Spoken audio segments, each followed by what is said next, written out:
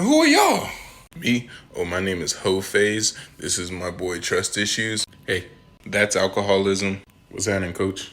And that's Don't Care No Mo. What's poppin'? We're new and just happy to be part of the team. Everyone always talks about having a hoe phase, and I'm like, that's cool. I think hoe is actually just my default state. I'll like have a nice little commitment phase. It's very cute and fun. Like, love can be fun.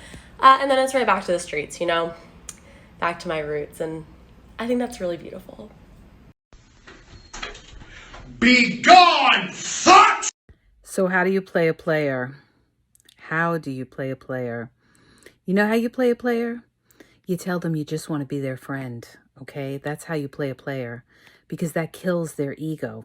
It kills their ego to know that you're not sweating them.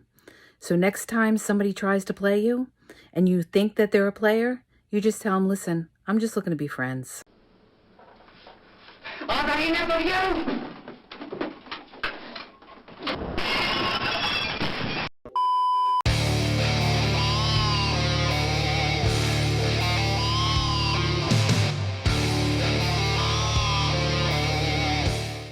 So this article here is titled, "A lot of women don't enjoy hookup culture, so why do we force ourselves to participate?" Now, gentlemen, like we just said, a lot of girls, they enjoy the hookup culture, right? They actively participate in it. They perpetuate it. They like to go out there and have their fun. But when it comes to dealing with the consequences of those decisions, they don't really want to do that. And that's why a lot of women, they'll come out here, they'll shame dudes and say like, oh, you don't want a single mother? How you're a misogynist and all this kind of crap. A lot of girls, they really like to engage in the hookup culture. They just don't like the consequences of it. So let's take a look at this magazine article titled, "A lot of women don't enjoy hookup culture, so why do we force ourselves to participate?" First of all, I don't believe that. A lot of women actually love the hookup culture. They'll date chat after chat after chat. They just don't like the consequences. So let's take a look at what this article has to say. So this is written by a woman named Leah Fezier, I believe that says here. And she goes on to say, "At Middlebury College, I lived a double life. On the surface, I was successful. I was surrounded by diverse intellectual friends. I led a popular student website and was active in the arts and athletics. I loved learning and made Phi Beta Kappa my junior year.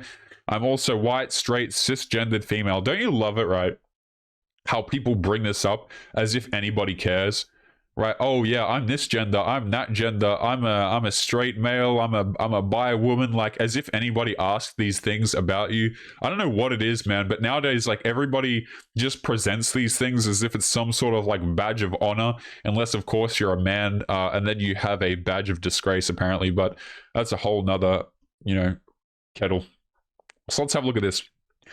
Blah blah blah. "I'm also a white, straight, cisgendered female. If you're thinking, please, your privileged ass has nothing to complain about, then you're right." Actually, I wasn't thinking this at all, mainly because I'm not, that word that I can't say on YouTube, but interesting. "My internal life was characterized by paralyzing anxiety and depression. I judged myself harshly to the point of disgust. I drove myself to excessive exercising and near anorexia. I felt this way because of men, or so I thought. While there was a major gulf between my public self and my private one, the one thing that remained consistent were my politics. I told myself that I was a womanist, despite subjecting myself to unfulfilling, emotionally damaging bedroom fun experiences, and I believed it too." I mean, this is the beautiful trap of feminism, right, guys? You're strong and independent. You can go out here. You can do whatever you want. So what do? They go and get with a whole bunch of bad boys, and then they complain when their emotions are fried, their self-esteem is fried, they don't like themselves, they don't like their bodies, as if we are supposed to care. Right, guys? Like, I find it funny. Like, I really do. We've seen TikToks on this channel, okay, of girls sitting there crying about how, oh, their previous relationships were so terrible and she's got no self-esteem and she's been through 50 bad boys and now she wants a nice guy. And I don't feel any sympathy for these women, guys, because they go out there, they enjoy the hookup culture until the reality bites them in the backside, okay? And a lot of these women, what they do is they set their self-esteem around the opinions of the highest quote-unquote quality guy that they can attract, okay? So the man that she's most attracted to, if he says that her face looks a bit funny, or if he says something about her appearance or doesn't commit to her, these women will be permanently damaged by that. They really are, guys. They set their self-esteem based on what other people, particularly the men that they're attracted to, think about them. It is just straight up disgusting. I had a puppy love relationship with my high school boyfriend, the kind you see in movies. Losing my V card was a respectful and patient experience. Entering college, I wasn't scarred or inexperienced. I was confident I'd find Matt 2.0. He would be poetic, invested, understand female bedroom fun anatomy, and have the perfect amount of facial scruff. Almost immediately, I buried this dream deep within my new plastic dorm drawers. From dance floors to bedrooms, everyone was hooking up, myself included. So, like, I'm missing the part where we're supposed to care, okay? Like, you want us to buy this whole, like, oh, I was young and naive, and then I got tricked by all these dudes. Guys, I can understand getting tricked, like, a couple of times, 1 or 2 times. When you're new to the dating market, you don't really know what's going on. But these girls have body counts that is just straight up astronomical, and they want you to believe, you know, that they're so naive and they couldn't make better decisions. I'm sorry, I thought you were strong and independent. Like, you're a womanist, are you not? Are you suggesting that women around the age of 18 to 22 can't make rational decisions, right? And beyond? Because that sounds like you're pretty dehumanizing to women to me, right? Let's continue. So she was engaging in the hookup cultures, guys. The popular media most frequently characterizes hookup culture as a series of emotionless one-night stands. At Middlebury, such casual hookups definitely occur. Far more frequent, however, were pseudo-relationships, the mutant children of meaningless bedroom fun and loving partnerships. 2 students consistently hook up with one another and typically only each other for weeks, months, even years. Yet, per unspoken social code, neither party is permitted emotional involvement, commitment, or vulnerability. To call themselves exclusive would be clingy or even crazy. Yeah, of course, because a lot of men go out here and they're like, you know, why would I commit to these girls? Particularly the dudes at the top, they have no reason to. If you want to be out here perpetuating hookup culture, going out there trying to eat your cake, there's consequences to it. Okay, if you want to run around and you want to get with a whole bunch of dudes, particularly a small amount of guys, and then you want to cry about being unable to secure commitment, I have no sympathy for you. To me, it's honestly just, you know, it's just pretty funny at this point. I soon came to believe that real relationships were impossible at mid. I convinced myself that I didn't want one anyway. Yeah, because you're strong and independent. You don't need one. I soon came to believe that real relationships were impossible at this place. I convinced myself that I didn't want one anyway. It wasn't just the social pressure that drove me to buy into the commitment-free hookup lifestyle, but my own identity as a womanist. The idea that bedroom fun liberation is fundamental to female agency dominates progressive media. True womanists, I believed, not only wanted but also thrived on emotionless, non-committal bedroom fun engagements. Hannah Rosen epitomizes this perspective in her article for the Atlantic titled "Boys on the Slide." She says, to put it crudely, womanist progress right now largely depends on the existence of a hookup culture, and to a surprising degree, it is women, not men, who are perpetuating the culture. I'm going to highlight that right here, because that's pretty interesting. Especially in schools, cannily manipulating it to make space for their success, always keeping their own ends in mind. For college girls these days, an overly serious suitor fills the same role as an accidental pregnancy did in the 19th century, a danger to be avoided at all cost, lest it get in the way of a promising future. Yeah. I mean, a lot of girls, right? When they're going out here and they're dating these dudes, they're dating these attractive men, they're literally turned off by commitment. Any guy who walks up to them and says, oh, I'd love to have a relationship with you, I'll take you seriously, I'll take you to XYZ, I'll pay for your stuff, I'll get married to you. These men are almost by default just disqualified because now the woman becomes bored. I don't know why people don't talk about this more, but it seems to me, gentlemen, that a lot of women just get straight up bored with men who offer them commitment, and then they go on to complain about a lack of commitment like they don't push it away to begin with. Kate Taylor, a New York Times reporter, makes a similar claim in the 2013 article, Bedroom Fun on Campus. She can play that game too. She opens her story with the tale of a University of Pennsylvania woman who approaches non-committal bedroom fun as a cost-benefit analysis with low risk and low investment cost. True womanists, I believed, not only wanted but also thrived on emotionless, non-committal bedroom fun arrangements. While various academic studies tout the damaging effects of hookup culture, I came across them much more infrequently. Besides, the alternatives seemed to be abstinence, an equally unfulfilling option. I decided it was time to ditch my antiquated desire for monogamy. As Taylor's article suggested, I would play the game too. For years, I joked about my confident Leah persona, the one I'd tap into with every new crush. I'd send the first text to a cute guy, a frequent to a boo at my school, feeling invigorated by being the initiator. And when guys reciprocated my interest, my insecurities were at least temporarily dissolved. The winter of my junior year, I asked Ben, a quiet, smart philosophy major with bright blue eyes, to a wine and cheese party. We saw each other for a few months. On weekends, I'd text him around 10 p.m., usually somewhat intoxicated. We'd meet at one of our dorm rooms, debate philosophy and Fleet Fox's lyrics, talk about our families and aspirations, and then have bedroom fun until stuff happened. Give or take some weeknight Netflix watching or walks in town, I cycled through this routine with at least 5 guys by senior year. Now, gentlemen, what do we know every time these girls say their body count or say the amounts of men that they date?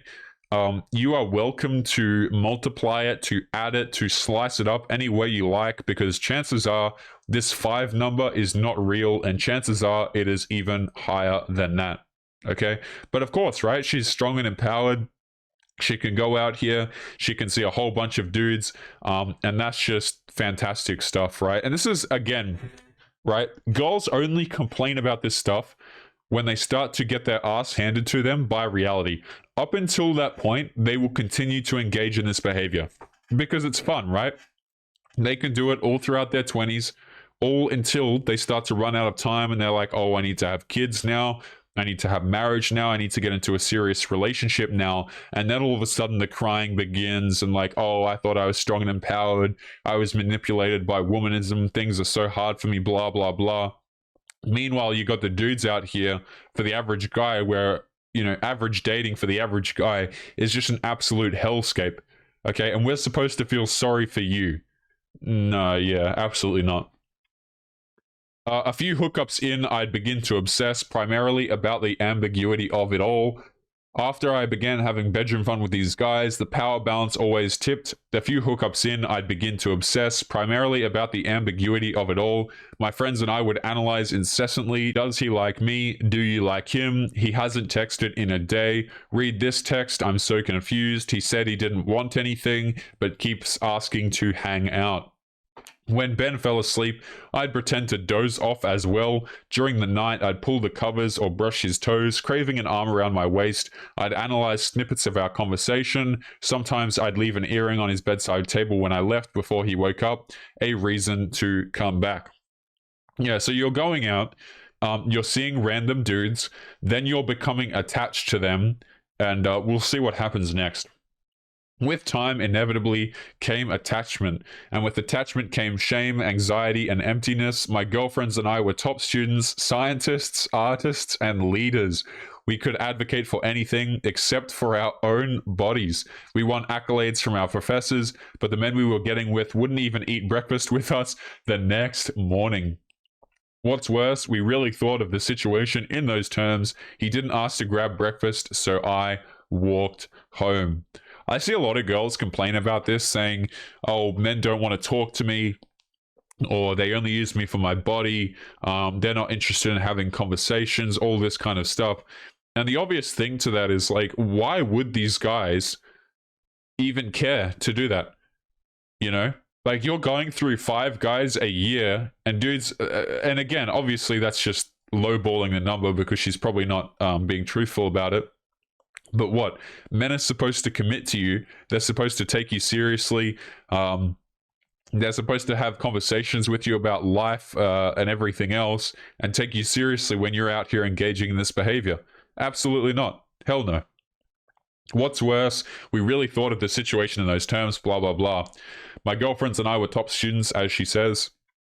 We were desperate to know what it felt like to be wanted, desperate for a chance at intimacy, desperate for a hand held in daylight, for public affirmation of desire, typically expressed only after getting too many drinks, desperate to try commitment, then decide if it wasn't working, rather than being prematurely cut off from it. In other words, they go out here, they try and secure commitment. When they get the commitment, they get bored and then they decide to leave. But up until the point where she gets the commitment, oh, she'll stay glued to him, right? Or maybe a couple of other dudes at the same time. I wish that I could be like the guys who seem to not care at all. Months after things had ended between us, Ben said, I didn't think of you as a human being while we were hooking up.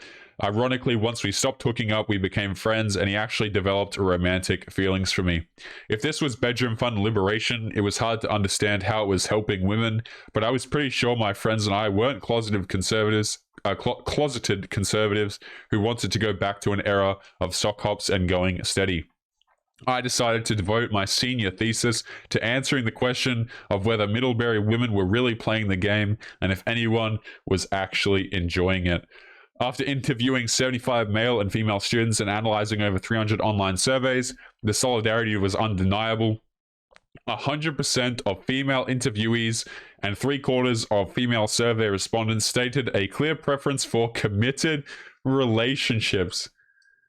That's funny, right? Okay, if all of these girls are out here, guys, and they really want these committed relationships, the question becomes, why don't they have them? Is it all men's fault? Is every single man lying to them? Is every single man not interested in committing to them? No, of course not. There are men out here who would commit to them. There are men out there who would take them seriously, but these men are boring, or they're unattractive, or they were attractive until they became boring. So again, who the hell cares? My research focus was on the experiences of heterosexual women, although of course many non-heterosexual relationships happen at mid as well. Only 8% of about 25 female respondents who said they were presently in pseudo relationships reported being happy with their situation. Oh, guys, they're not happy with their situationships. Don't you guys feel sad for them? Hilarious. Months after things had ended between us, Ben said, I didn't think of you as a human being while we were hooking up. The women I interviewed were eager to build connections, intimacy, and trust with their bedroom fun partners. Instead, almost all of them found themselves going along with bedroom fun hookups that induced overwhelming self-doubt, emotional instability, and loneliness. Kelsey reported trying traditional hookup culture after a relationship ended, sleeping with various guys as liberated experimentation.